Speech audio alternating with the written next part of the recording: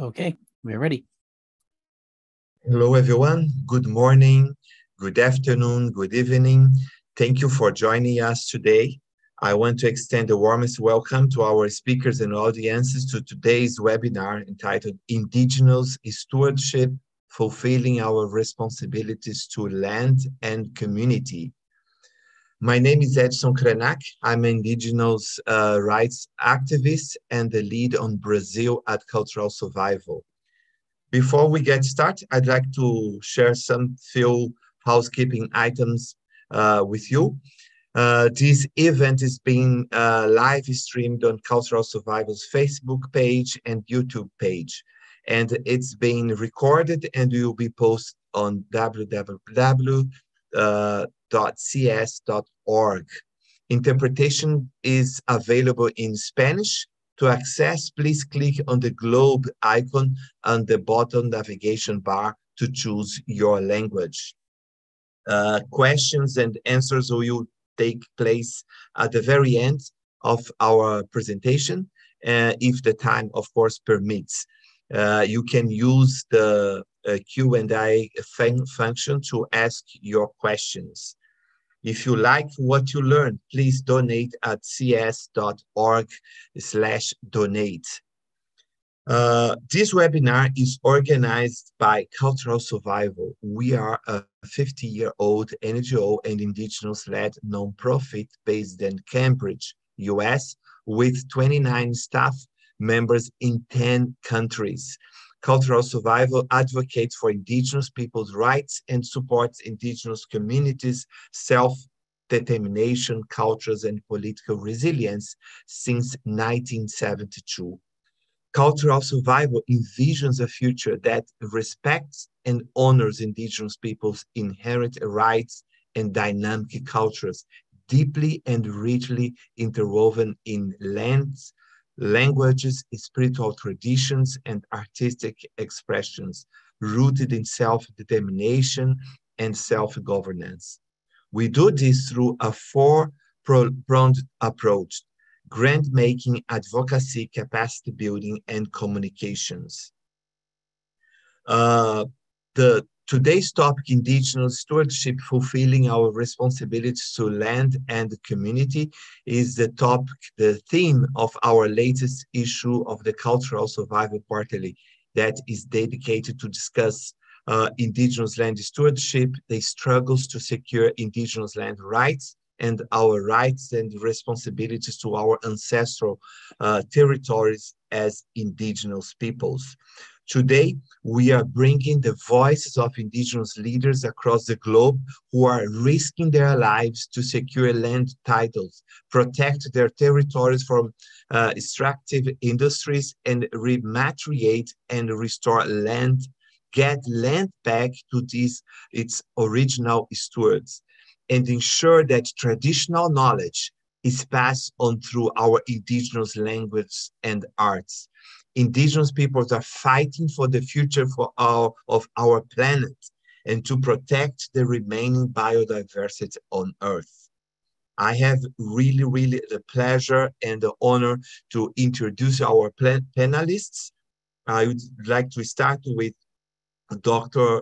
Jessica Huntings, Nigai Tahu Nigait Oirapa Guharati, is nationally and internationally recognized as a leader in Indigenous food system and Maori food and soil sovereignty. She is a founding trustee of the Papauhakari Torito, a charitable trust that works to uplift Maori kai and soil sovereignty and Wai Parakori through research, development, and community practice. I already apologize for mispronouncing the names, please.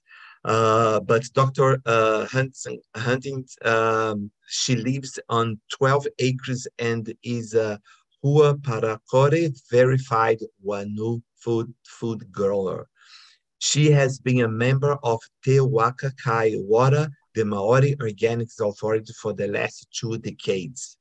We also have the pleasure and alegria in receiving uh, Doris, Senhora Doris Rios, is Cabecar from the Hulabuluac clan in Costa Rica. She's originally from the China Quichua indigenous territories. She's a mother and defender of indigenous human rights, leader of different communities organizations in the territory of China Quichua in Costa Rica. She is a member of the group of women recovering the land of the territory of China Quichua, member of the Indigenous Dialogue Table of the region of Buenos Aires and Pérez Celedón, and she is vice president of the Costa Rican National Indigenous Roundtable Association and a member of the Forum for Indigenous Women of Costa Rica. We also have the honor to have among us here to speak Bernard Guri, is Dagara from Ghana, and he holds a master's degree in development studies from the Institute for Social Studies in The Hague, the Netherlands. He also holds a diploma in rural policy and project planning from the same institute. He obtained his bachelor degree in agricultural science from the School of Agriculture and the University of Cape Coast, as well as a diploma in education in the same universities. Bernard completed the coursework for a PhD, but was preoccupied with practical field work and never completed it. We were going to know more what has been like keeping him occupied. Bernard is development practitioner with over 30 years of field experience in agriculture and rural development. His special interest and passion over the years has been in indigenous knowledge and institutions development. Consequently, over the years has been at the forefront of promoting indigenous knowledge and culture at the foundation of appropriate and sustainable development in Africa. Bern is currently the executive director of the Center for Indigenous Knowledge and Organization Development. I want to check if our fourth panelist is here. Unfortunately, he's not here, right? Yeah, we would have Jack Collard. We hope that he will be able to join us shortly. But well, you already know how amazing these panelists are by the few lines I shared with you, what they do, where they live. But I would like to know more about them and what is the matter of their work. I will give to each one of our panelists 4 minutes to tell a little bit more about themselves and what they do. Please, Dr. Jessica Huttings, you have the floor. Kia ora, Itzan. Kia ora, everybody. Tēnā koutou katoa. Greetings from Aotearoa and from our tribal lands. It's a real honour to be here. I've followed the work of cultural survival for many decades now. So mihi atu, it's with gratitude and grace that I accept this invitation. My work in the food sovereignty space is working on behalf of the collective of the Māori Organics Group in Aotearoa. People might know New Zealand as a big exporting food country. In fact, we produce enough food to feed 50 million people, but we don't actually have enough food distributing around New Zealand to feed the 5 million people of our population. And it's Indigenous peoples and Pacific peoples who are facing food insecurity. One of the main issues for Indigenous communities in Aotearoa is the colonisation of agriculture and the theft of our land. So a lot of our people do not have land upon which they can return to grow their foods and enact food sovereignty in their everyday. The current focus of the work that I'm involved in is really to call out the participation of the New Zealand economy in global agribusiness. And so global agribusiness, is bringing chemicals onto our sacred lands. We're having discussions again about GMOs coming into New Zealand. and it locks up Māori talent and Māori innovation in a very traditional, in a very capitalist and colonial way in terms of producing food. So the Māori Organics movement has created a Māori organic system, and I'm going to talk about that a little bit later. It's called the Huaparakore. We'll just call it a Māori organic system. We understand it's the first Indigenous validation and verification system for Indigenous organics anywhere in the world. And we have Indigenous communities in Thailand, Taiwan, Rarotonga, Hawaii, who have also signed up to the Huaparakore. So we're a food sovereignty movement. We're about calling out capitalist global food systems and calling our colonial government to account in how they continue to colonise our everyday around food. Kia ora. Okay, thank you. Yeah, it is fascinating, this topic, especially nowadays when we are living a world food crisis, and Indigenous peoples can offer solutions that can not only to the food problem, but also to the identity, cultures, and so many struggles. I'm so looking forward to hearing more about that, Dr. Hutchings. I also have here Bernard Goody. Tell us a little bit more about you and what you do. Hello, everybody. I hope you can hear me well. I'm having very serious challenges of internet connectivity. So I didn't hear a lot of what had gone before, but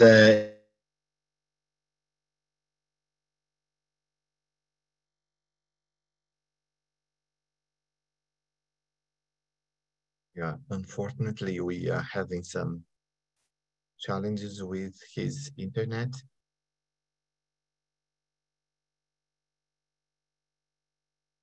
Yeah, we lost his signal, but let's continue while he has time to come back here.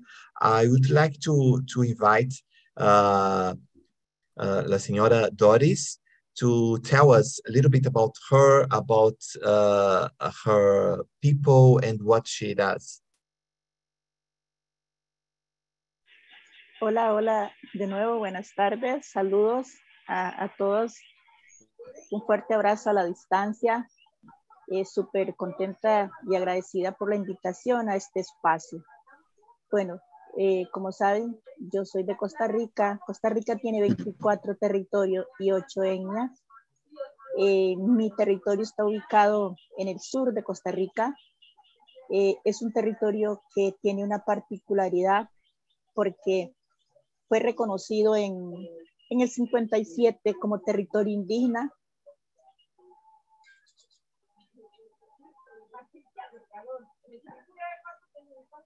Como territorio indígena, y en el 82 fue derogado como territorio.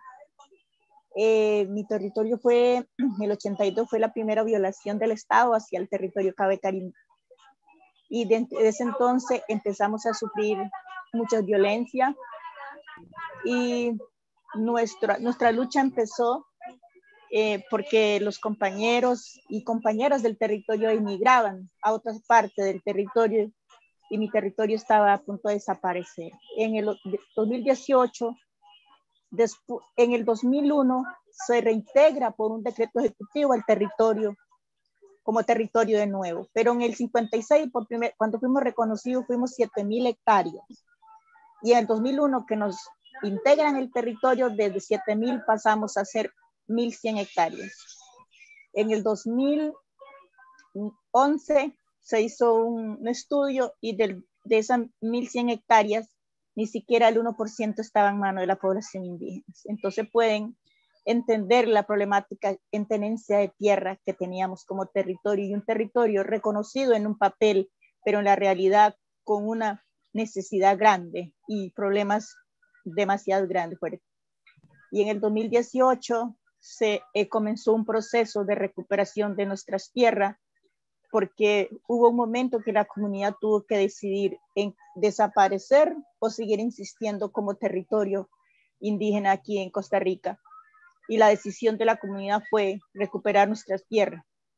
Entonces, desde ese momento hasta el día de hoy, estamos en esa lucha, una lucha que ha sido demasiado violenta, una lucha donde hemos tenido un montón de agresiones, pero es una lucha digna que estamos dando por nuestras tierras, en defensa de nuestra madre tierra y por nuestra seguridad alimentaria, por nuestra futura generación. Entonces, tal vez más adelante le hablaré más de los procesos que vamos llevando y que ha implicado estos procesos que estamos en defensa de nuestras tierras, que ha significado y que estamos llevando hasta el momento de hoy. Muchas gracias, Doris. Thank you so much.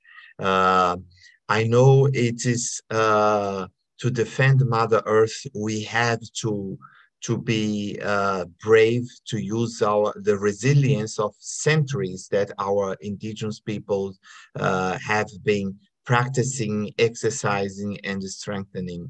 But we are here, it's 21st century, and then we will continue.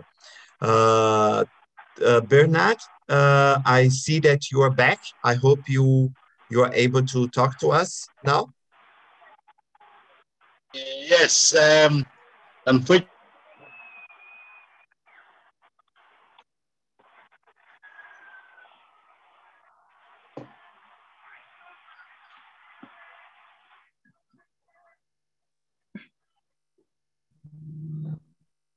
we still have some problems, Bernard. I'm sorry, but I think I have to disconnect because my connectivity is too bad. Maybe on and off.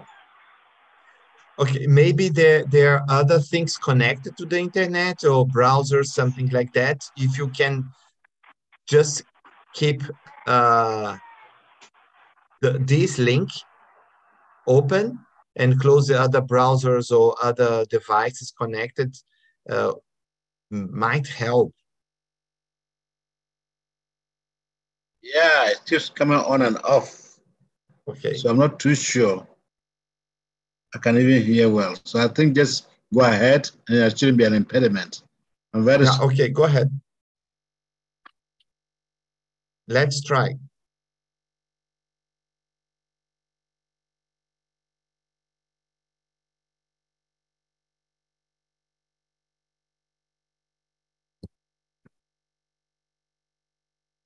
It's a real shame.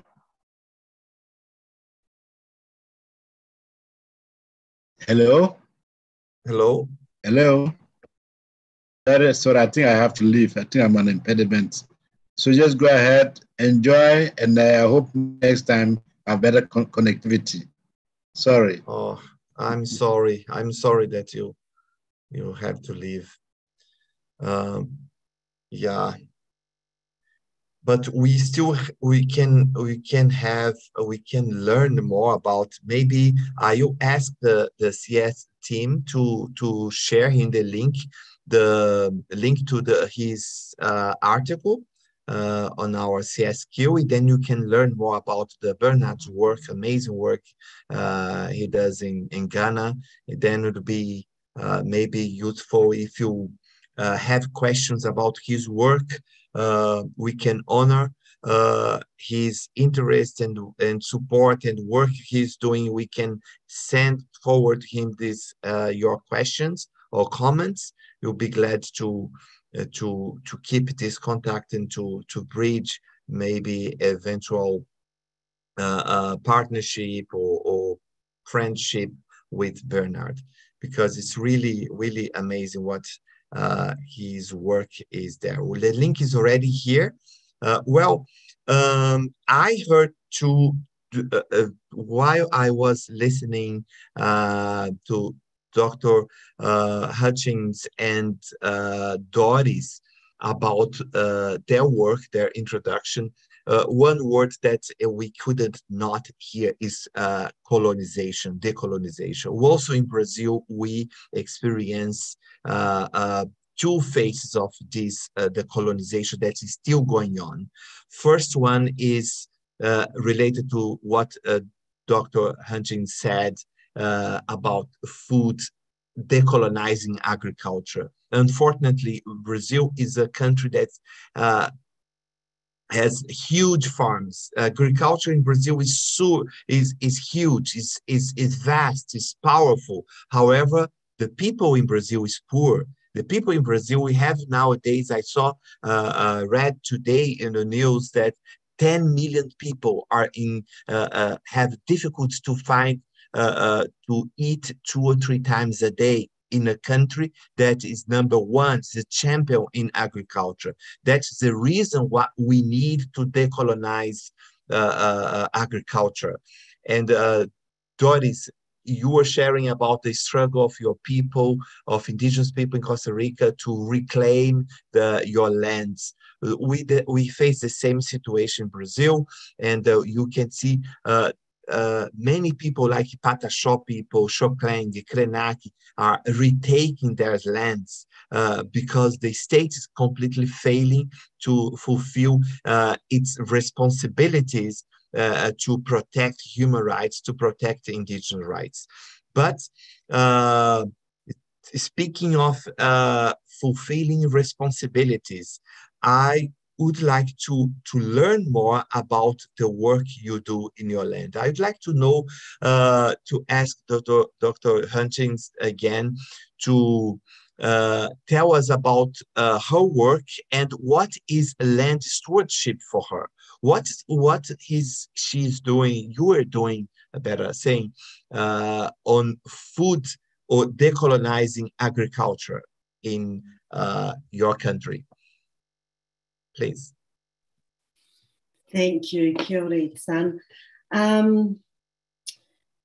So I'll start with land stewardship. We have a word in our language that is kaitiaki or kaitiakitanga, and it refers to the authority of the indigenous peoples of the area to be able to exercise their stewardship or their guardianship over their lands, their waterways, the realm of Ranginui, the Sky Father. And that's a really important concept and a practice for us.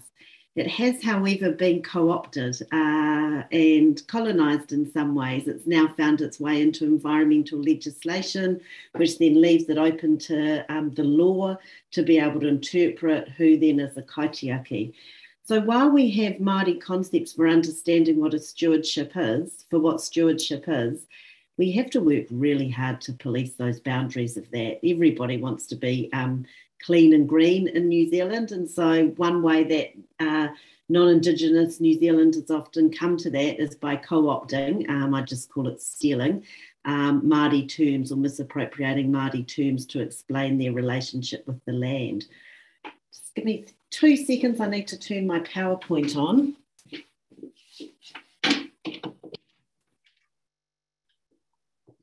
Sorry, I was on a low battery. So the work that we do on our farm, I'll talk a little bit about our farm up here because we're practicing Māori organics and we're practicing land stewardship. But because my wife and I live outside of our tribal areas, she's also Indigenous, we don't claim that we are kaitiaki, that we are those Indigenous stewards of the land where we are on our farm, because we actually reside in another tribe's area, tribal area. So we really see ourselves as visitors in another Māori tribe's area. And I think that's really important, that as Indigenous peoples, we're very clear about our tribal boundaries and we're very clear about what the names that we ascribe to the practices that we're doing. So for my wife and I as Indigenous, Indigenous food farmers working with our cultural practices, our job is to restore the mauri or the life force back to Papatūānuku, back to Earth Mother.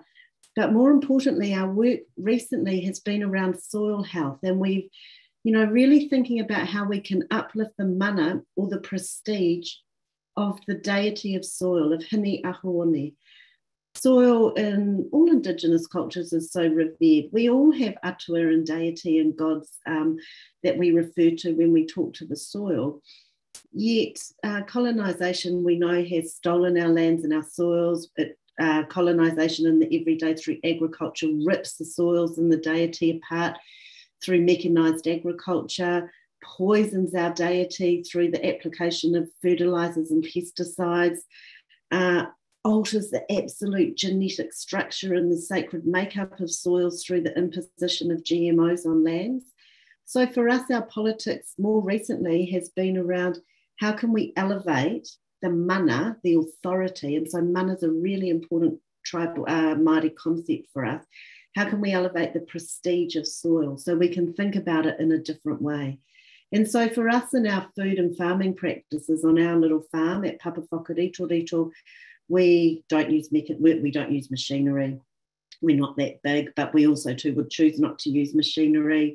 We use no dig methods. We're very similar to kind of syntropic agroforestry in the way that we grow our food gardens. And so all of those practices really caretake for the mana and the mauri, the life force of Hiniahone of our soil deity. So I just want to share a PowerPoint with you. I think Pablo's going to put that up on the screen and just take a little bit of time just to step you through the Hua Parakuri system and our Māori Organics framework, because this is a framework for returning land stewardship to Indigenous peoples. And it really starts, you can see this beautiful image from Teresa Reihana, and all credit to her for enabling the Māori Organics group to share our story through images, which is so important. I mean, this really says who we are, probably for all of us. You know, we are people of the land, tangata whenua, people of the land. That's how we describe ourselves in Aotearoa. We come from Papatuanuku, from Earth Mother, and we return to Papatuanuku, Earth Mother. But our Earth Mother, as we know, well, in our cosmologies and our stories, has a relationship with all of the other 75 to 80 deities. You know, the Sky Father, the deity of cultivated foods. You know, we could go on and list them, but it's the domains of all the environment that we can understand through the sacred relationships of our primordial ancestors. So this is our starting point. This is how we think about being a custodian of the land, being a co-creator and a co-nurturer with the land is so important. And that's what this Māori organic system is all about. It's not about dominating food and farming practices with technology.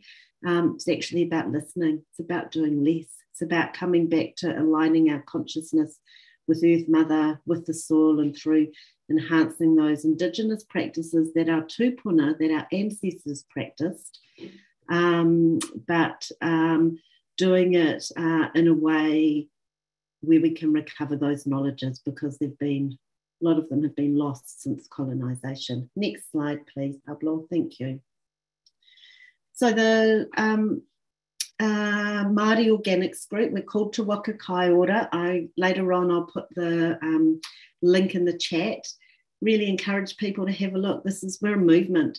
We've got no funding. It's a movement of love. It's a movement of passion. It's a movement of commitment by Māori people, predominantly women, who are driving the future of Māori food sovereignty in a really different way in New Zealand. You know, our country is just obsessed with dairy and beef and sheep and exporting, and we described as, you know, we have a biological economy. That's how they describe Aotearoa New Zealand, but that's not the Māori economy.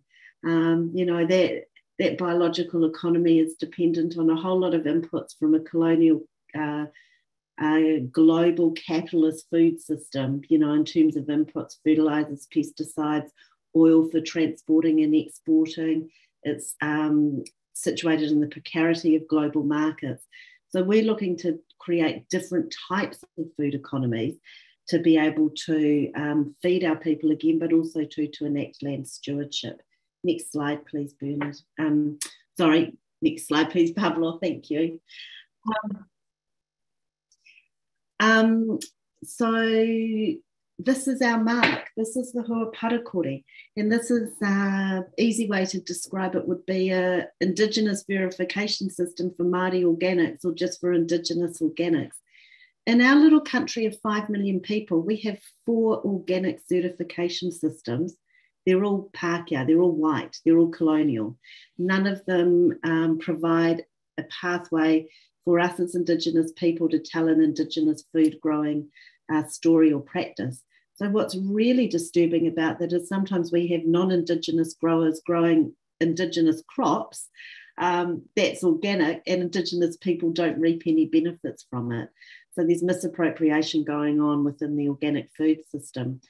So this system has been around, our Māori organic system has been around for 11 years now. Took 3 years to develop through a research project, and it's growing. We have over 60 Māori growers signed up into the system.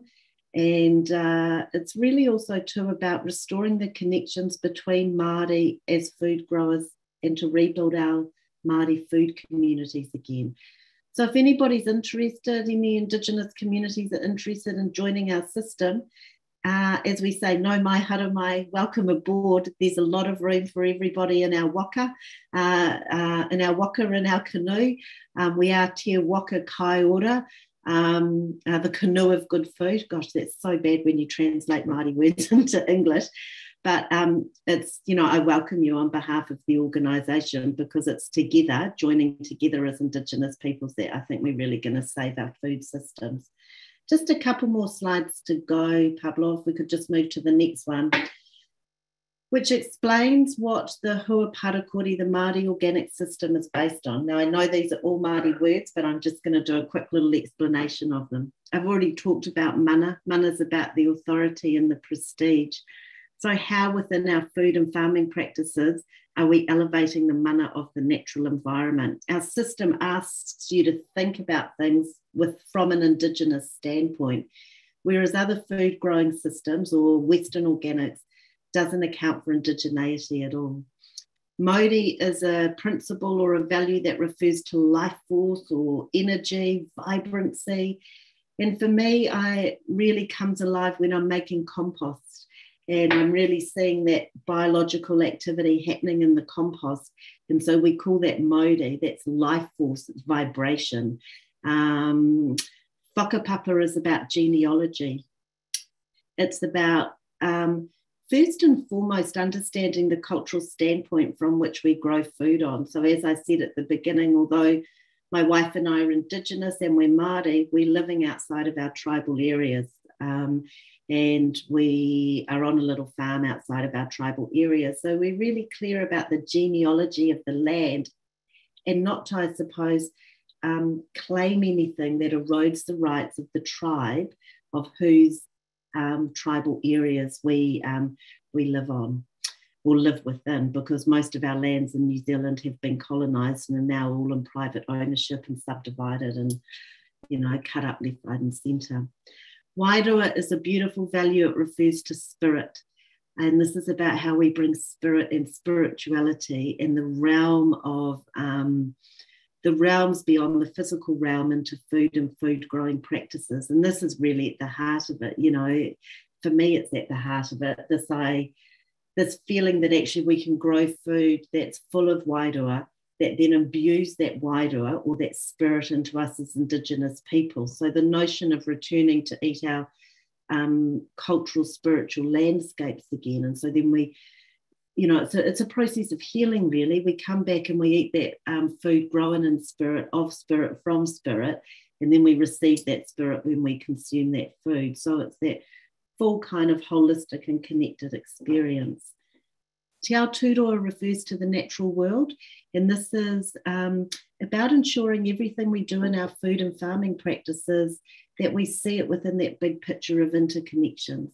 So we're not working in mechanistic and reductionist ways, but actually the way that we think about food and farming is always about in the ever increasing interconnected circles that move outwards.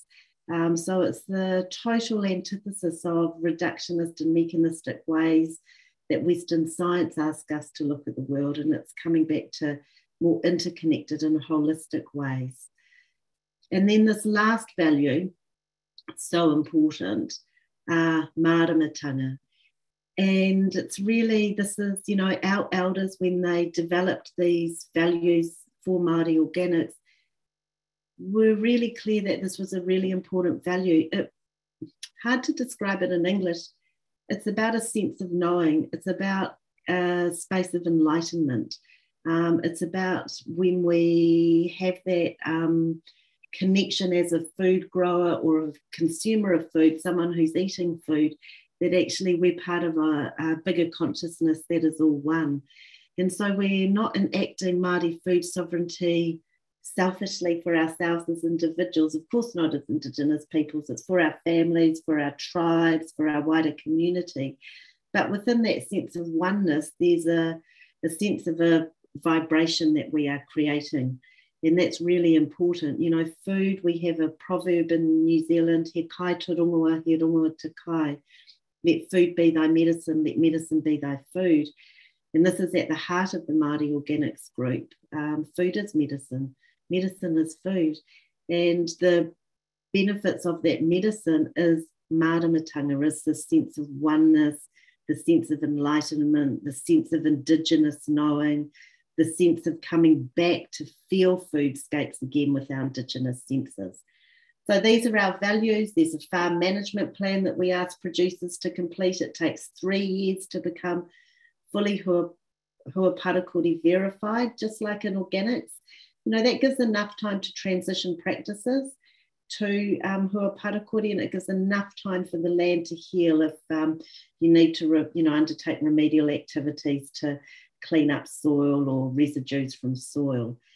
Just 2 more slides to go. Next slide, please.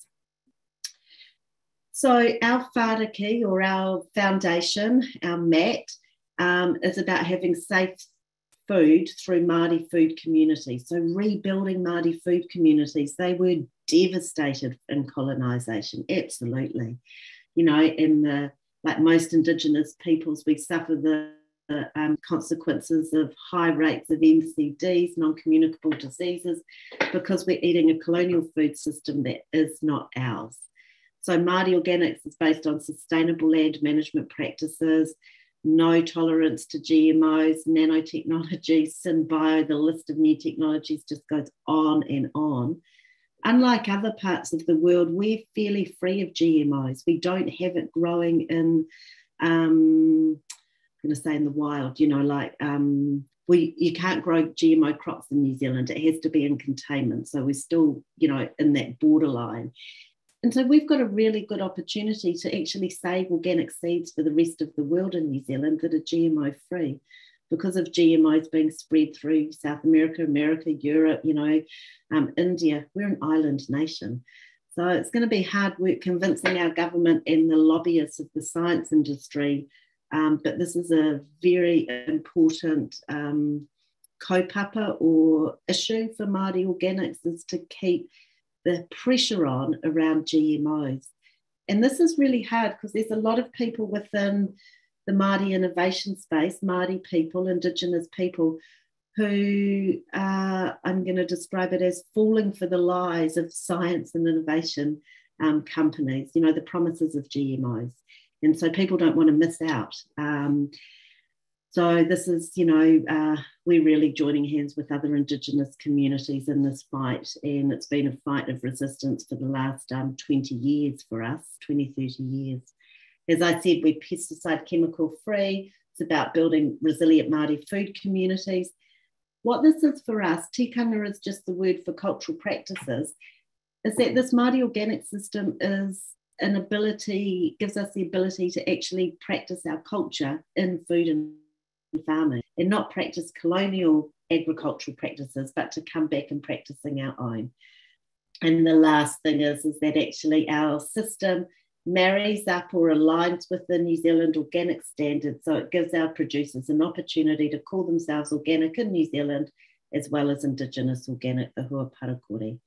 And my last slide, thanks Pablo, just takes you through the process And so year one, you enter at kākano. Kākano's a seed.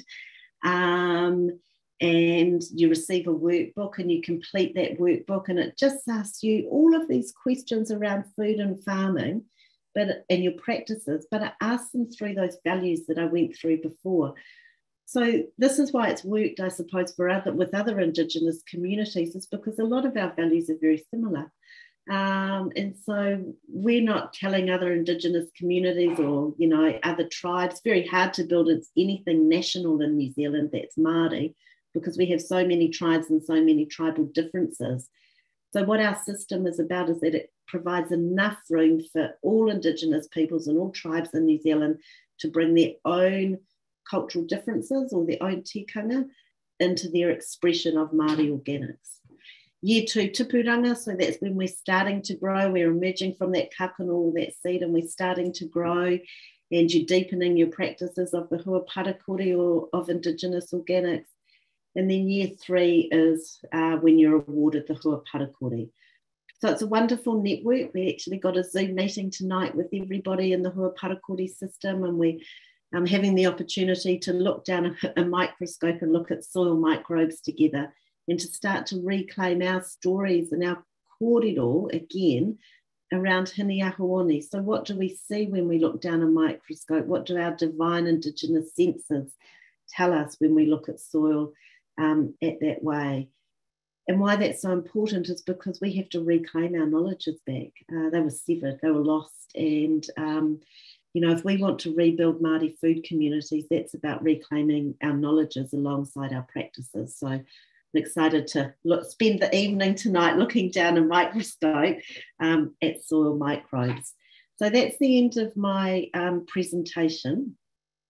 And I think just to finish up just by saying that on the Māori Organics website, there are a lot of resources. We've just finished a really big piece of work around Māori kind soil resiliency. We've had kind of over 700 Māori people interested in this piece of work to understand what are the issues for Māori with regards to, you know, food and soil resiliency and sovereignty.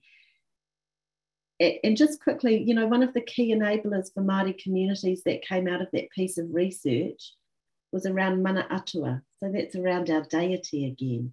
So the biggest enabler that's going to enable our people in New Zealand and Aotearoa Māori communities to come back to reclaiming food and soil sovereignty is about reclaiming those relationships with our primordial ancestors, you know, Earth Mother, Sky Father, Hiniahuoni, deity of the soil, Haumie Tiki Tiki, the deity of cultivated foods. And then we can work in that atua based, in that deity landscape, to be able to grow food again. So, mihi anō kia koutou. Thank you for the opportunity to share. Thank you so much. This is so beautiful. I think we are privileged to be here and to hear you sharing your wisdom, the wisdom of your people and of your community, and especially the wisdom that comes from the soil, the earth. This, when we are reclaiming and restoring this relationship with our land, the land gives us wisdom. And when Indigenous communities, they reclaiming their territories, reclaiming lands, as I believe Doris will going to share more with us about that, what is our experience in Brazil. It's not about the property. It's not about to own a piece of land. We are not on the same page of capitalism or colonialism or this society that we are surrounded. We are reclaiming a relationship with the land. We are reclaiming a knowledge that has been forgotten and even ignored by science. Knowledge can restore our relationship, restore the soil, restore healthy and good food for us, because food is not a biological substance that you take for your body. Food is about spiritual connection. This This is indigenous culture, indigenous sovereignty, indigenous relationship with the land. It's about much more than just this material connection to the land. And we don't want lands to own them. We belong to the lands. When we understand that, we give to this idea of property not only an upside down concept, but we expand that in such a way that I believe our society gonna be so deeply impacted and blessed. But well, you see how I am amazed by your talk. I'm looking forward to hear La Senhora Doris Rios about also about the stories of restoration and the hope and the power of indigenous people in Costa Rica. Senhora Doris, por favor, tell us what is stewardship for you. What is your experience about taking care of the land?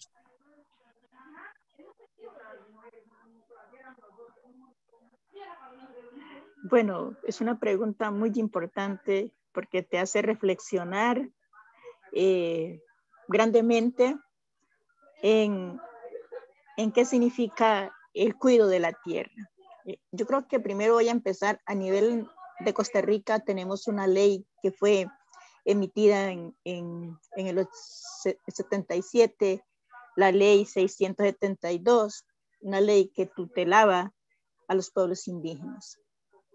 Y yo creo que para cuidar nuestra madre tierra, porque todas las leyes están hechas de la forma colonial, no para proteger a los pueblos indígenas, sino para despojar a los territorios indígenas. Entonces, creo que a nivel de Costa Rica y a nivel de mi territorio Chinaquichá, lo que hicimos es primero meternos, ver qué era la ley que nos tutela, cuáles son los convenios internacionales, como el 169, cuáles son los tratados internacionales que tutelan los territorios indígenas, para poder pelear, digo yo, en la forma de ponernos al menos entender por qué es que un Estado nos violenta de esa manera, porque a veces si no entiende la ley, si no entiendes las leyes nacionales que te tutelan, te la vuelcan y te hacen creer que no tienes derecho. Yo creo que eso fue un paso importante que hicimos como territorio de Chinaquichá, al vernos sumergidos en un estado crítico a punto de desaparecer, porque cuando en el 82 nos derogaron el territorio, no nos derogaron extensiones nada más. Nuestra vida, nuestra existencia como población indígena, como pueblo colectivo, estaba siendo violentada, y digo yo, lo estaban mandando a desaparecer. El entender todo esto, porque de mi territorio emigraron casi la mayoría de los habitantes de ese territorio. Y cuando empezamos en el 2001 hasta el 2018 a tener un poquito de fe, pensando que el Estado nos iba a devolver esa tierra con esa esperanza, porque nosotros los pueblos indígenas, la población indígena, creemos, porque nuestra palabra vale, pero entendiendo a un Estado colonizador, jamás eso iba a pasar. Y en el tiempo que fuimos derogados, muchas familias emigraron a otras partes y quedamos como unas 40 familias. Y cuando nos derogaron, se fue nuestro idioma, parte de nuestro idioma, parte de nuestro conocimiento, donde no teníamos espacio ni siquiera para sentarnos a platicar con nuestros abuelos, con nuestras abuelas, que es importante para nosotros, en nuestras medicinas. ¿Y cómo se iba a recuperar esto? Primero, como le decía, entendiendo cuál es la ley que dicen que tenemos, pero que vemos que no llegaba a nuestro territorio. En el 2018 empezamos ya con toda la información que teníamos Y en esta ley que se emite en el 77 hay 2 artículos muy importantes, donde dice que los territorios indígenas son para los indígenas que habitan. Y hay el artículo 3 y el artículo 5, donde dice que es imprescriptible, intransferible, inalienable. Sujetando esos artículos, como comunidad colectiva, como nos dimos la tarea de hacer la acción de la recuperación de una finca que estaba en manos de poseedores ilegales en nuestro territorio, con fuertes extensiones de ganadería, donde ya el territorio estaba casi como un desierto porque habían hecho mucha tala, no había agua. Porque me encantó lo que la señora que expuso antes habló. Pero para yo llegar a ese punto de cuidar y decir que mi pueblo lo estamos haciendo ahora con todo el proceso de recuperación de nuestras tierras. Desde 2018 al 2022 que hemos recuperado cinco fincas, donde el proceso ha sido demasiado fuerte. El 2019 y el 2020 fue los años más difíciles que pudimos vivir en nuestro territorio, donde vivimos agresiones físicas de los terratenientes, agresiones de la policía, agresiones de los medios de comunicación, agresiones de las iglesias, donde nos vimos en un momento no entendíamos porque teníamos una ley, tenemos todo, pero en el momento que se hacen las acciones, parece que no existían.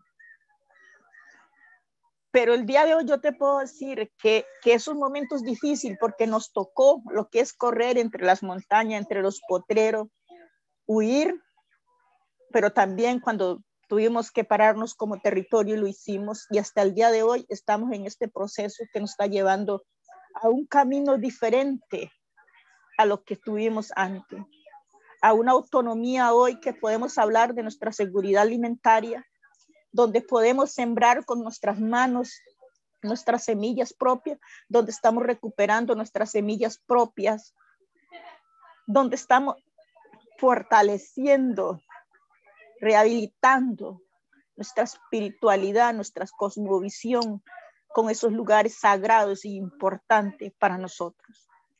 Hoy te puedo decir que cantamos al surco de las cosechas, de las siembras, con nuestras abuelas, con nuestros abuelos, con nuestros nietos, con nuestros hijos. Ha sido difícil porque a nivel nacional de Costa Rica, no solo el territorio indígena de Chinaquistá está haciendo este proceso, sino que está otros territorios en las mismas condiciones que Chinaquichá. Y debido a estos procesos de defensa de nuestra madre tierra, de reivindicación, ya hay 2 personas muertas, impunes, que sabemos que estos procesos, cuando hacemos esta defensa, y es por cuidar nuestra madre tierra, por cuidar nuestra futura generación, nos vemos envueltos en cosas tan fuertes como esto, ante un Estado que no acciona, que no hace nada por hacer las cosas diferentes. Un Estado que dice que tenemos leyes que protejan a los pueblos indígenas, que tenemos convenios, pero a la hora de la hora simplemente no tienen yo diría, como la voluntad para hacerlo. Nos toca a los pueblos indígenas hacer acciones donde estamos exponiendo nuestras vidas, donde estamos exponiendo nuestra familia, donde nosotras las mujeres estamos defendiendo a la madre tierra con nuestro cuerpo también. Y yo creo que eso para mí es cuidar la tierra, porque cuando veo los espacios que tenemos ahora con los mayores, con los jóvenes, y podemos cantar nuestras canciones en nuestro idioma, donde podemos danzar al ritmo de nuestra espiritualidad, olvido las cosas que se está pasando, porque es la fuerza para nosotros seguir existiendo como pueblo. Cuando hacemos estos procesos de otra vez, como las manos cambiadas, que es un proceso en los pueblos indígenas, o las juntas, donde colectivamente trabajamos, donde vemos esa semilla que cambiamos, esos lugares importantes que vamos a visitarlo. Creo que eso es cuidar la madre tierra, es cuidarnos, es fortalecernos. Para mí es ese proceso que tenemos que hacer, que aunque en su momento es difícil, pero cuando pasa los días y ves esos beneficios que no tienen precio, que no le puedes poner precio y que quizás no van a entender muchos, porque están pensando que personas, no sé qué están haciendo, pero para nosotros como población indígena y como parte del territorio Chinaquichá, que yo siempre digo en mis espacios que renacimos como territorio, porque antes del 2018 éramos un territorio desconocido a nivel nacional. O sea, nadie a nivel nacional no se sabía que Chinaquichá era un territorio indígena y que existía. A veces íbamos a hacer algunas diligencias como el banco, la municipalidad, y cuando hablábamos del territorio se quedaban sorprendidos y nos nombraban otra región. Hoy por hoy creo que la población de Chinaquichá se dio a conocer por el trabajo que estamos haciendo como comunidad en defensa de nuestra madre tierra, en defensa de la existencia del pueblo Cabécar, en defensa de que puedan entender que lo de nosotros no es simplemente recuperar una tierra por extensión, va más allá de un sentido de unión, un sentido ancestral, un sentido que solo nosotros podemos entender. Y a veces se hace difícil la sensibilización del capitalismo ante estas acciones tan lleno de amor, porque yo lo veo así cuando vemos nuestras montañas, cuando labramos nuestra tierra, compartimos con nuestra tierra. Eso es el pago que nos satisface como seres humanos, como personas. Eso es ver con esos ojos de libertad, porque el que hoy mi territorio Chinaquichá tenga en sus manos las tierras es libertad para nosotros también, porque antes de esto ingresar a esos lugares importantes como las quebradas, los ríos, esos lugares sagrados, no teníamos, no podíamos, y hoy lo tenemos, hoy nuestros hijos los tienen, hoy podemos ir a esos lugares importantes y aprender de ellos y enseñar de ellos. Entonces yo puedo decir que es el trabajo que estamos haciendo en cuidar la tierra. No ha sido fácil,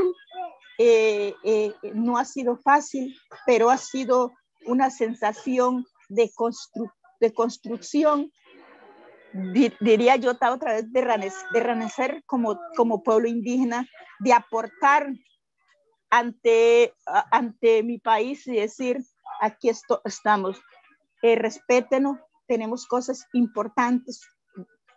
Una cosa que sí hay que pelear también es para que pueda ser reconocido y valorar nuestro conocimiento, nuestra práctica, porque a veces el Estado utiliza muchas formas de querer colonizar nuestras prácticas, nuestros conocimientos. Yo siempre hablo y cuando estamos en espacios comunales, le digo a mis jóvenes, que es importante conocer a nivel nacional qué se está haciendo, qué están haciendo los políticos o los diputados o el gobierno. para poder hacer ese trabajo desde la comunidad y poder defendernos con buena herramienta nuestros derechos a existir, a cultivar nuestras tierras, a sembrar, a cuidar las montañas, porque es lo que hacemos.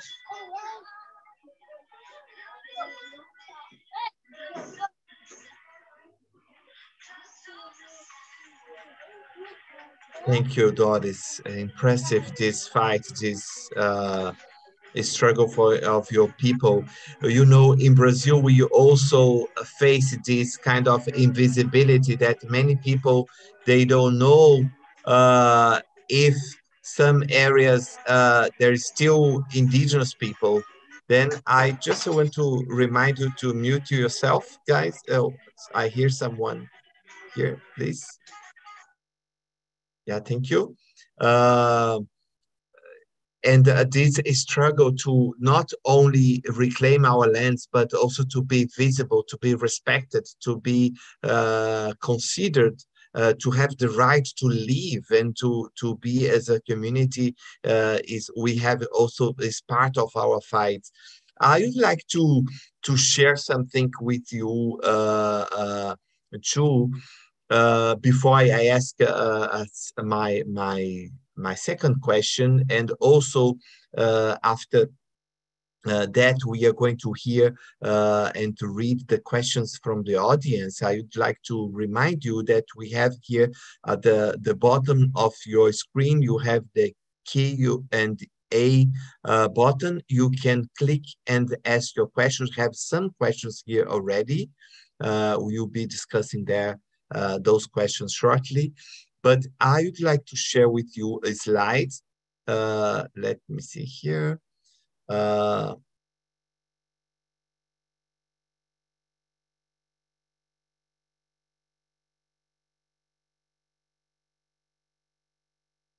know if you're able to see. Yeah, this is what's happening in Brazil. It's a recent study with the people, Munduruku people.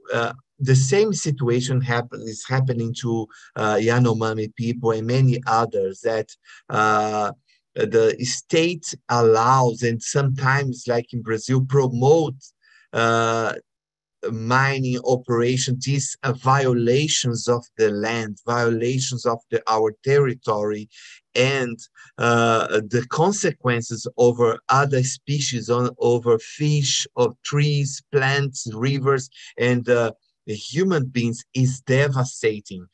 This situation with the contamination by mercury, it's so serious among Munduruku people. And not only there, I'm giving you the result of one study conducted by this scientific organization, foundations called the Fiocruz in Brazil. But I can also show you what's going on in right now in Brazil. This area you can see on the right part of your screen, these pink reddish areas are the mining areas that's covering the Amazon, surrounding also invaded already the Amazon forest, which is not contaminating the forests. When I travel there, when I talk to communities, they are telling me, look, Edson, we no longer eat health food in the Amazon forest. It is shocking, but our fish are contaminated. Our fruits, our trees, our plants, our water are dirt. We cannot really safely give a healthy and good food for our children, for our families anymore, because of these thousands of minings invading indigenous lands, invading environmental reserves in Brazil. Just to give a number, to legalize mining operation in the Amazon last year we had more than 3,000 requests to the government. Why? Because the state is allowing, is promoting mining as a solution for the problem. But unfortunately, as we can see here on these maps, that actually mining in other operations, other projects, big projects that disrespect the land are devastating our biomas, devastating the possibility of future and healthy conditions, not only of the humans, but also for animals, for trees, for river, for the landscape. Of course, this contamination will not be isolated or stay there in the Amazon, but so many other cities around these forests, around indigenous communities. So many other countries in the world is receiving products from this area, receiving, buying, purchasing, and promoting, financing this devastation that is happening there. This example will introduce me to the next question. Introduce you to the next question. What to do to restore our land? What to do to heal and to restore the health of our land? Because we cannot be healthy, we cannot feel well, we cannot feel good if our land, if our Mother Earth is unhealthy, is unwell, has been like violated in such a ways. I believe in Costa Rica, in other parts of the world, our planet is suffering. Then this first question. Then I'd like, if you'd like to comment also about one big problem that we are facing, and next month, in just a few days, 9-10 days, there will be a COP27 in Egypt, where cultural survival will be there, discussing about loss and damage. For example, other representative of indigenous communities from all of the world are going to be there in Egypt, discussing with states, with other stakeholders, even people that are responsible for all these violations.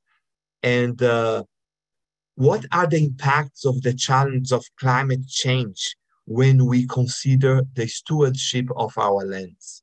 Then I have two questions. You, please, Dr. Jessica, Doris, feel free to answer both or one of them. First one, how to heal our lands. We are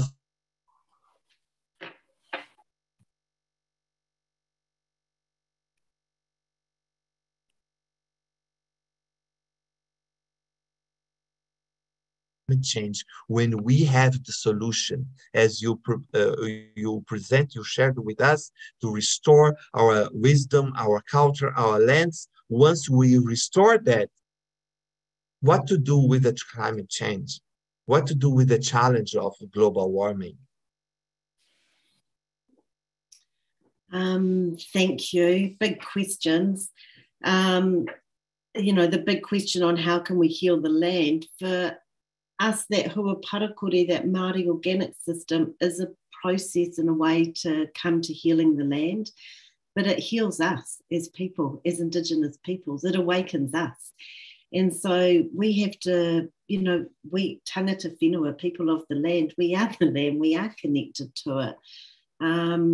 Just really want to acknowledge Doris's kōrero and the struggle that she's involved in. It's really, I'm so moved when I hear of the struggles of other Indigenous communities and learn about the way that Indigenous women put their lives and their bodies on the line every day. And so, Doris, greetings from Aotearoa, and thank you for the work that you're doing. It's heartbreaking, and I think this is part of healing the land, because when we're broken from these struggles, or when it's so tiresome, then how can we be that rongoa, or that healer that comes to heal the land?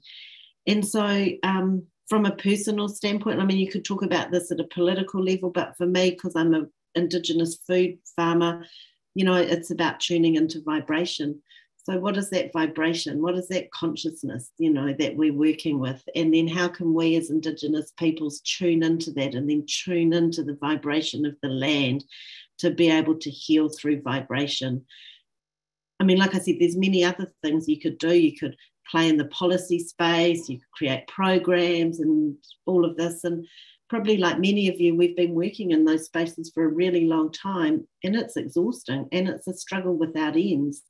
But I think the struggle, you know, when we can work on that spiritual level in terms of healing, we also to heal ourselves. So working with vibration and looking for our own, you know, looking to our own traditional plants and our own traditional remedies, and to be really well as people within ourselves, which is so hard when I hear your kōrero there, Edson, about people in the Amazon not even being able to have a choice about food sources to eat because everything is so contaminated.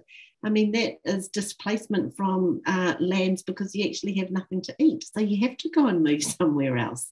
And then you are forced into then eating a whole colonial diet that isn't your cultural diet. So I think my response is, you know, in situations and all of the hard situations that we are working in and the experiences of as Indigenous in everyday colonisation, let's come back to our spirit. Let's come back to our own sense of spirituality and our own vibration because, you know, for many of us and, you know, not just myself, but I think of all of those Indigenous activists who have now passed on, gave their whole lifetime to this type of work.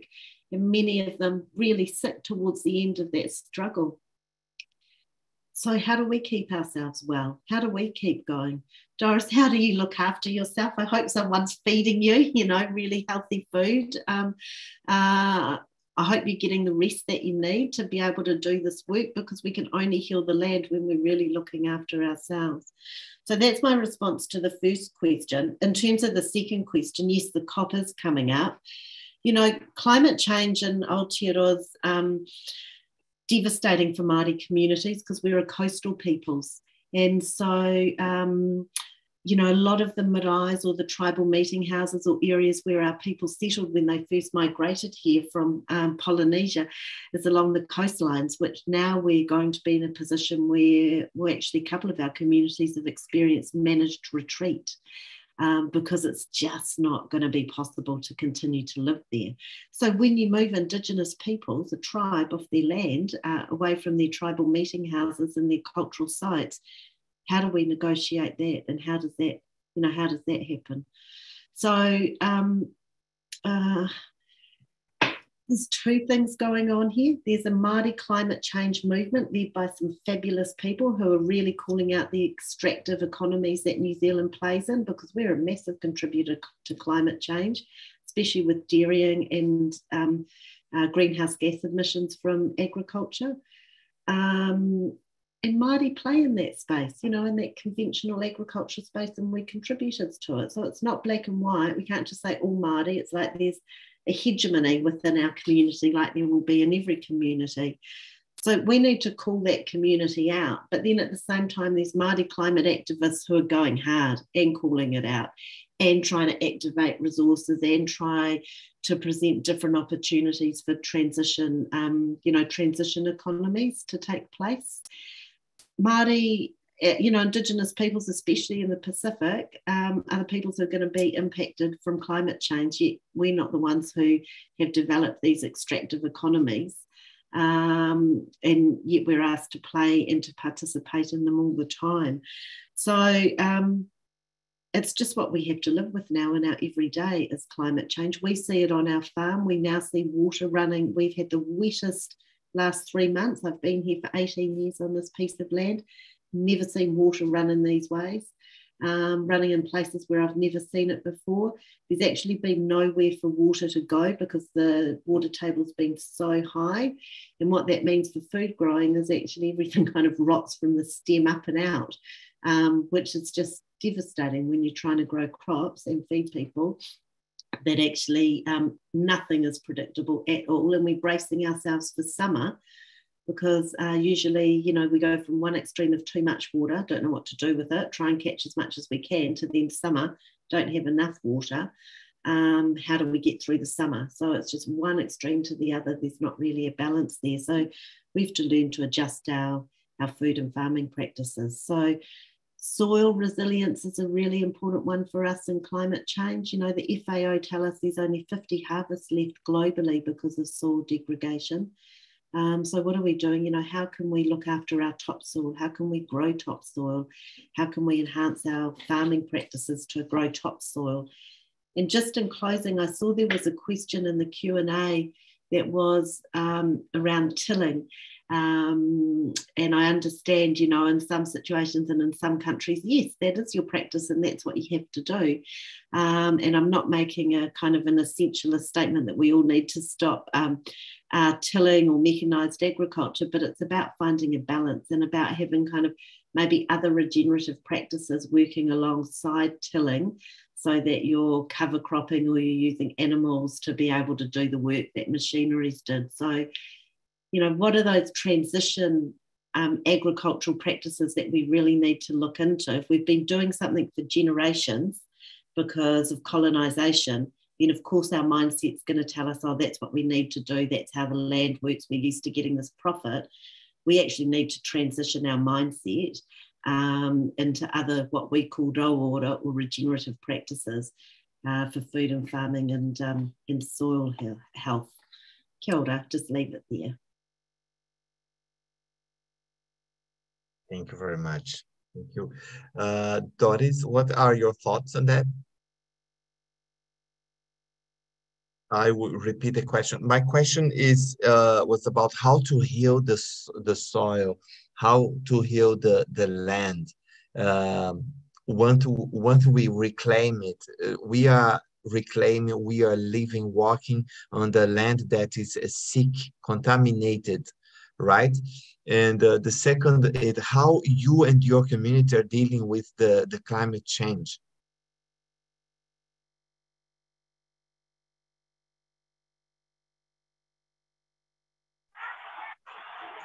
Sí, bueno, es una pregunta profunda porque creo que nos toca y a veces la respuesta la vemos tan lejos porque restaurar la madre tierra, wow, yo creo que es volver a la conexión o la conexión con la misma madre tierra, la conexión con nuestros ancestros, la conexión con nuestras abuelas, abuelos, conexión con nuestra espiritualidad, conexión con nuestras prácticas ancestrales que nos va a llevar hacia ese camino.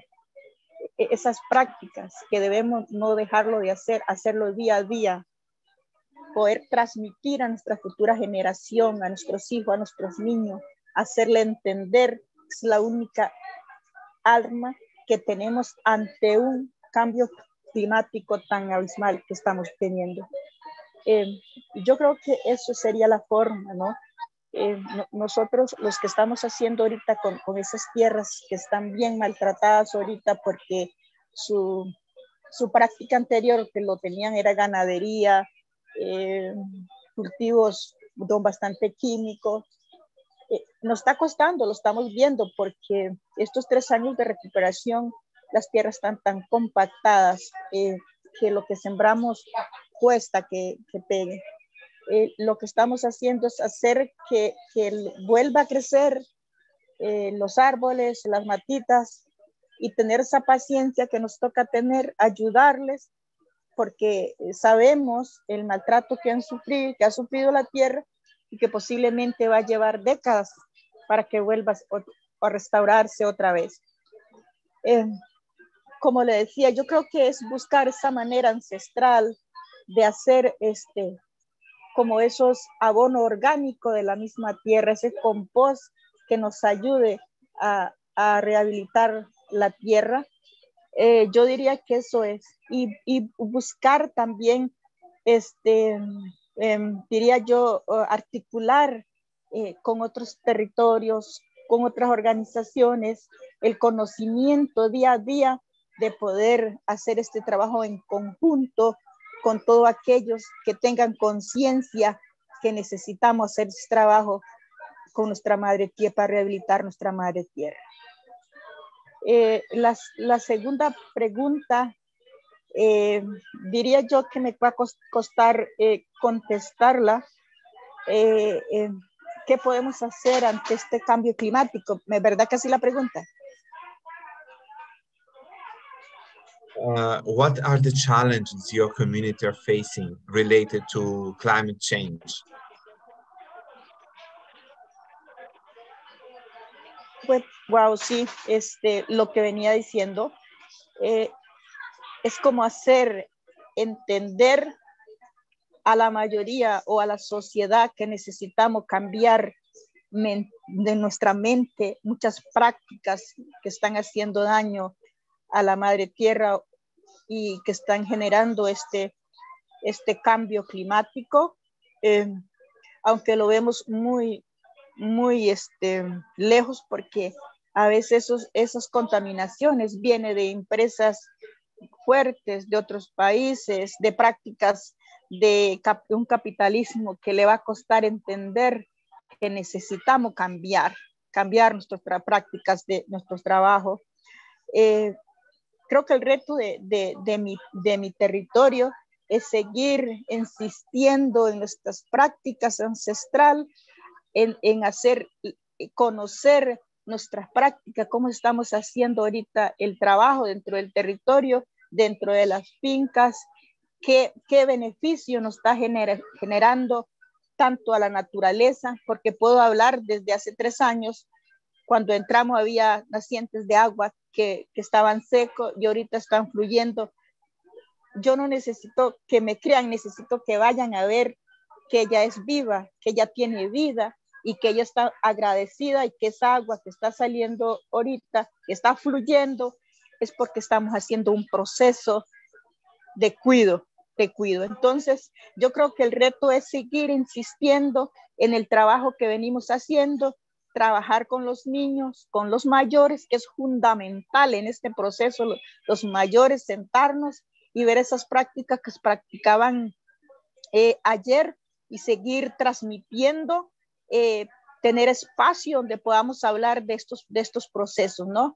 De hablar de qué beneficio tenemos en cuidar la tierra y a la hora de nosotros sembrar nuestro alimento, que tenemos medicina, tenemos agua, le podemos hablar un montón de los beneficios que si hacemos buenas prácticas vamos a tener calidad de vida, calidad de salud, y para tener calidad de salud necesitamos aumentar esas prácticas y hablar de ellas.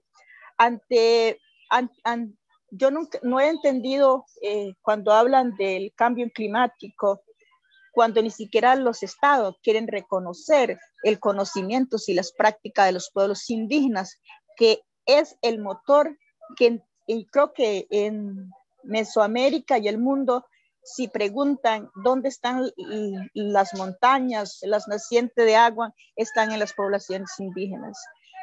Y a nosotros se nos ofrece plata nada más a cambio de nosotros cuidar, pero si nosotros no lo cuidamos ahorita, lo cuidamos desde tiempos remotos, desde que existimos como poblaciones indígenas. Entonces a veces como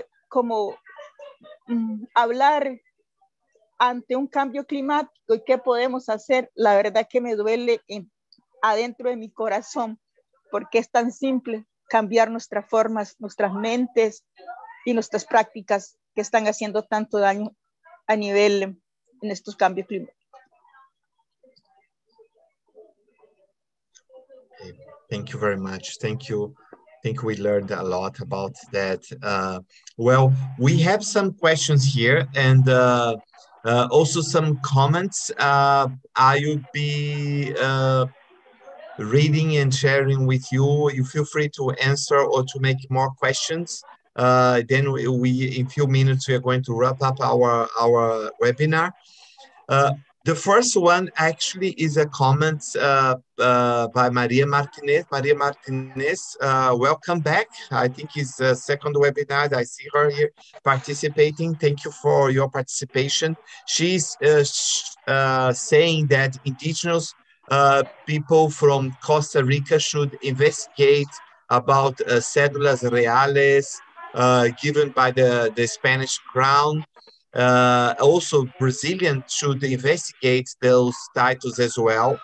And she complemented this comment in saying that today new legislation makes difficult to claim title, land, territories, and resource. We have to go back in order to claim land, territories, and resources, etc. She's commenting about to really make the constitution value important, and in this direction, then plainly he's asking: do the indigenous peoples in Brazil, Costa Rica, and New Zealand have recognized independent sovereign nation status with their native lands? And I think it is each one of us can give an answer. And there's another question here for Doris specifically. Are there indigenous Costa Rica people in the forest east of Dominical? She's asking, where are they? Well, about the question by then, indigenous peoples in Brazil have constitutionally recognized the right to the land, not a sovereign nation, but as to use, to have their rights protected and untouched. However, we know that the state violates the rights. The state cannot guarantee the sovereignty of indigenous peoples over their lands. In Brazilian legislation, the state is the owner, and the indigenous people are the permanent users of the land, according to the legislation. Doris, after Doris, I will ask also Jessica to answer about this. Do the indigenous peoples in New Zealand have recognized independent sovereign nation status with their native lands? And also, Doris, your people, your indigenous people in Costa Rica, in the forest east of Dominical. I will ask Jessica to answer first, and then Doris, please. Kia ora, thank you. So our sub-tribes, or hapu, as we describe them, we see as independent sovereign nations from a tribal perspective, from a Māori perspective. And through treaty settlement processes, land, but there's not much of it because was all stolen and carved up and then sold off. But some land has been returned to tribes. However, we still have to adhere to colonial law every day. So although there may have been settlements made, land returned and assets returned, we still have to work under colonial law. So no, we don't operate as sovereign nations. One of the things that I think is really interesting in New Zealand law, and maybe it sets a precedent internationally as well, is that we have had personhood status ascribed to two very significant taonga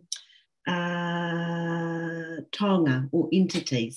So the Te Awatupua, the Whanganui River, which is a really sacred river to the tribes who live up and down it, was granted personhood status. Te Awatupua is what it's now called. And so that it's very significant because it has a co-management regime in place around it.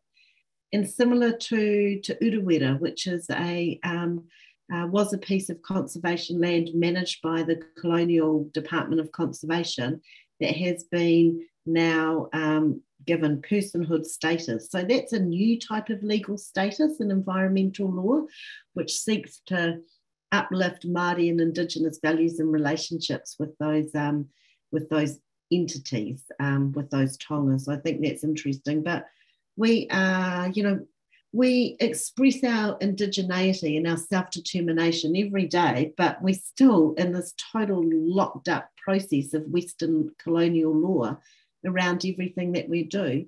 And we're completely marginalised in that. So at the same time, I've seen in, the last 10 years in particular, such a movement of the expression of indigeneity in New Zealand with the new younger generation of people coming through who had the benefit of having parents who were conscientised through the Māori Renaissance and have grown up learning their language and are very different from people of my generation when I might have been 20 who didn't grow up with my language, who was dislocated. But we now have a new generation of people who are coming through. So that's so hopeful when you can see that change in, intergenerationally of a younger generation coming through with a lot of fight and a lot of language and a lot of cultural practices behind them. That's really important. Thank you. Doris? Bueno, yo no entendí muy bien la pregunta, pero voy a ver. A nivel nacional de Costa Rica tiene una ley para los pueblos indígenas. Los territorios indígenas es reconocida como territorio indígena una población colectiva, digamos, no tiene dueño, ¿no? Es la colectividad. Se supone que no se puede hablar de tierra privada porque es colectiva y es de los territorios indígenas, donde deberíamos tener nuestra autonomía de decisión como territorio indígena. Pero no sucede eso, ¿no? Aunque somos reconocidos como territorios indígenas, como tierra colectiva, donde no se puede vender, no se puede alquilar, donde nosotros decidimos cómo vamos a trabajar, solamente la ley dice, porque a nivel de los territorios indígenas, como otros países con las problemáticas de las usurpaciones de sus tierras, porque las tierras están en manos de la población no indígena, y donde hay, no sé, donde hay una ley clara, pero a la hora de la hora no se puede, no garantiza realmente a los territorios indígenas la autonomía de los territorios indígenas en Costa Rica. No sé si esa es la pregunta, algo así.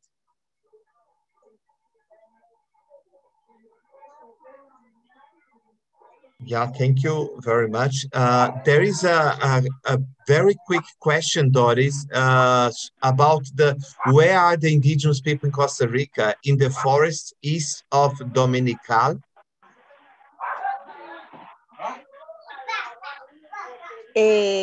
Cuando hablan de la Dominica, no sé la verdad qué es, pero las poblaciones indígenas a nivel de Costa Rica están en diferentes geografías, ¿no?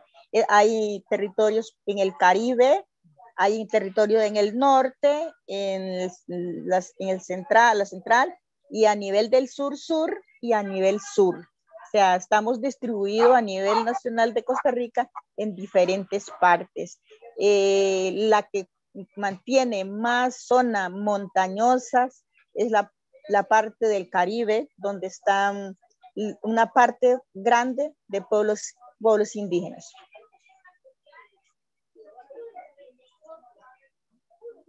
Okay, thank you very much.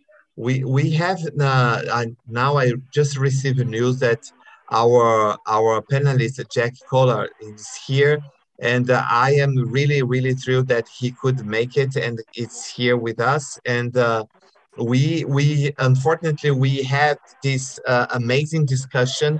He was not able to join us, but I believe that he has something to share that it's going to be like a gift for the ones for our attendees and participants that are still here with us. Jack, welcome. Thank you very much for coming to join us the last 5-10 minutes.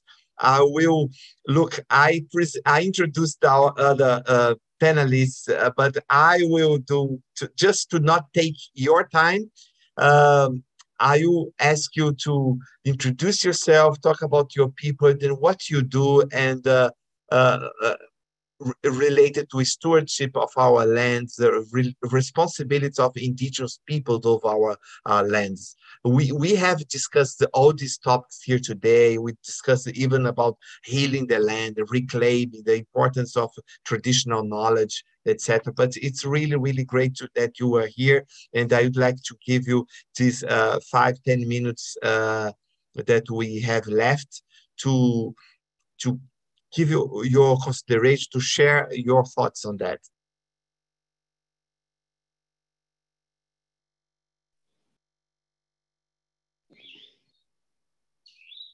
Thank you very much, and my sincere apologies for getting the times mixed up from Perth, Western Australia over here.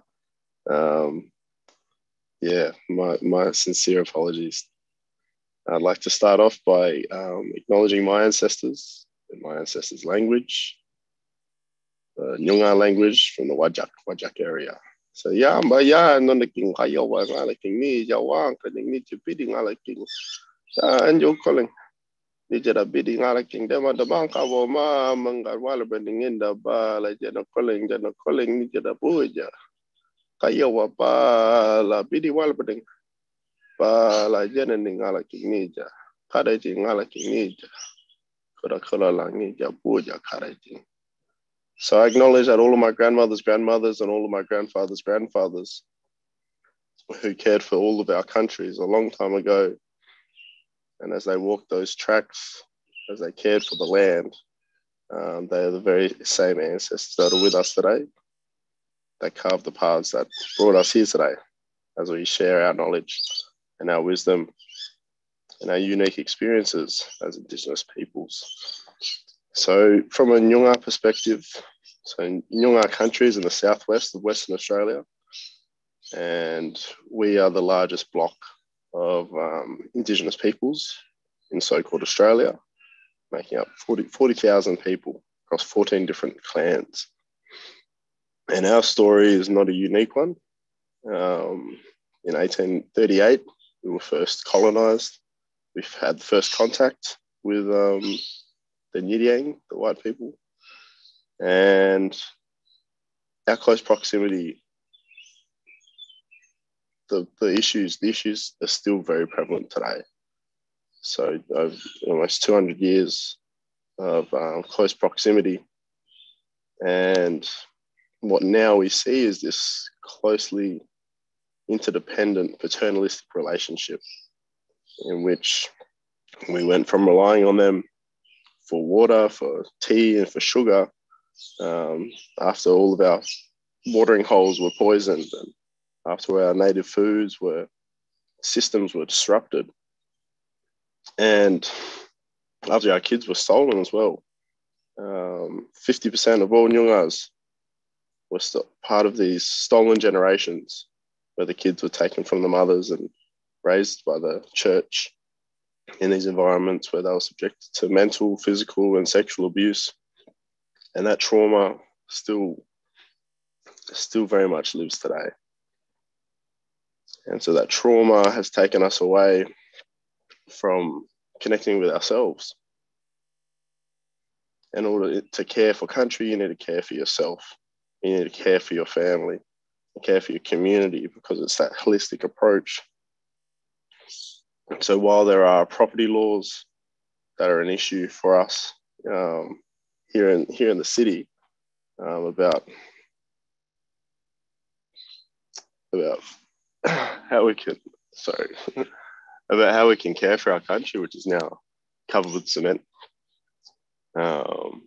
Walking out paths are now big vehicles speeding through them. For me, the work that I'm doing, it's about capacity building. It's about how do we once again reassume this stewardship, because it's only been a few generations where that option has been taken off the table for us. That option has been taken away from us out of fear from our children being stolen, fear for the repercussions. And now my generation, as a young person, being able to look at this world and not be paralyzed by fear. I think, how can we look at this world with love? And that starts with love for ourselves, and then love for our families, love for our communities, and then that love can overflow to our love from country. I believe that is what's missing.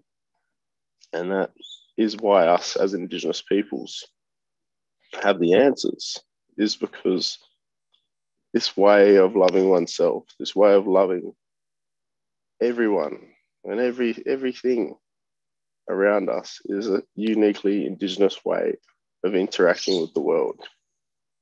It's in our songs, it's in our dances, it's in the way we tell our stories, it's the way that we think about our stories, we think about the people around us.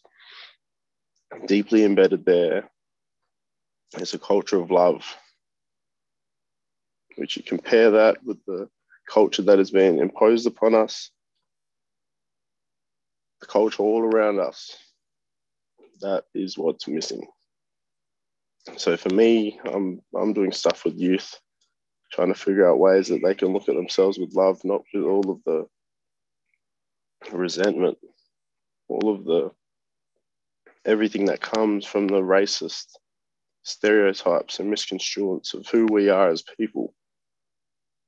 Not just the symptoms of all of this trauma, but we are those Mundanga Kadajan, the carers of everything.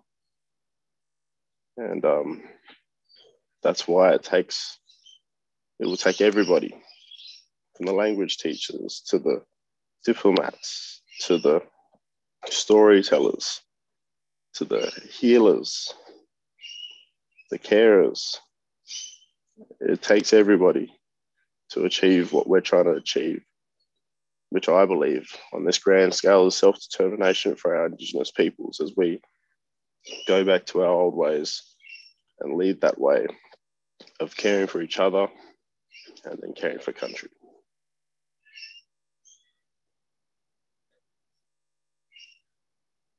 Thank you, Jack. I hear you, and I don't know, but I'm thinking about the youth, the young Indigenous boys and girls that are growing up surrounded by this cement, surrounded by these foreign and colonizing technologies, buildings and agriculture, all this contaminating world. What is the message? Just, I don't want to really to restart over the webinar, of course, but I think it's important to have a message for the youth, for our kids, teenagers, and young. I know that you just finished your master's. You didn't want to share more about your academic degrees, but I know you also attended universities, and what's the message for our Indigenous youth from this point of view of stewardship, how they can engage in taking care of the planet? Can you share in 1-2 minutes one message for them? So for me, I struggled for a little bit thinking about this daunting task and being overwhelmed at the magnitude of the shift that was required in order for balance to be restored. But then I focused on what I could focus on. And so for me, that was reclaiming my language. For me, that was reconnecting with my family. For me, that was reconceptualizing what our culture was. For me, that was listening to the teachers. For me, that was reflecting on the teachings. For me, it was walking the Nyunga path. Because although we, especially in Burulu here, we are taught to believe that we have to walk this white path in order to achieve what we need to achieve and learn what we need to learn and attain the resources we need to attain. But every time we walk that path, it is contaminated and it contaminates us. So finding ways as Indigenous youth amidst the hustle and bustle of it all to take time to walk that Indigenous path, that path in which we connect with ourselves. By connecting with that old way of being, we connect with all of those grandmothers, those demanda mangpa, all of those ma mangpa, all those grandfathers. And by walking that path, we keep, as I was saying before, it's a holistic approach. Every component is important. And we're going to need people that understand in that holistic approach if we're going to be leading for the future, because I feel like this is an issue for all Indigenous people around the world, obviously different ends of the spectrum. But how do we remain strong in these values? How do we remain strong in these understandings despite all of these contrasting forces? And that is grounded in the simple things of singing our songs, talking our language, dancing our dances, and living in that reciprocal way of loving and respecting everyone and everything around us. I believe that although simple, that is going to be the difference for our pursuits. Thank you. Powerful experience and testimony for us. Well, thank you so much, everyone, to attend this amazing webinar. I would like to close with 2 lines that I read. I couldn't forget these lines, still like vibrating in my mind, my brain, using the words by Jessica, this vibration, because there was a testimony from the text that Jessica and Doris shared on our magazine. Then with these words, I express my gratitude to you all for attending this webinar, and I hope you keep in touch. I hope you get in touch with Dr. Jessica to get to know more about decolonizing food and agriculture, and with Jack about taking care of everything and caring about everything, and also Doris about her fight to defend the lands of her ancestors.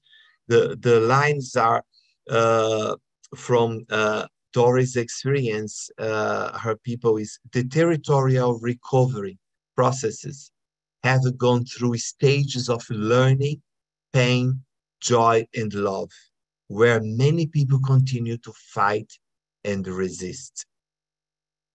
When Jessica was asked, what's your message to the world regarding our relationship with the land, nature, and our environment? Then she concludes her answer saying, there is hope. And I think the hope is being able to work together with an open and loving heart as an Indigenous person. Then, Hereborum, thank you very much, everyone.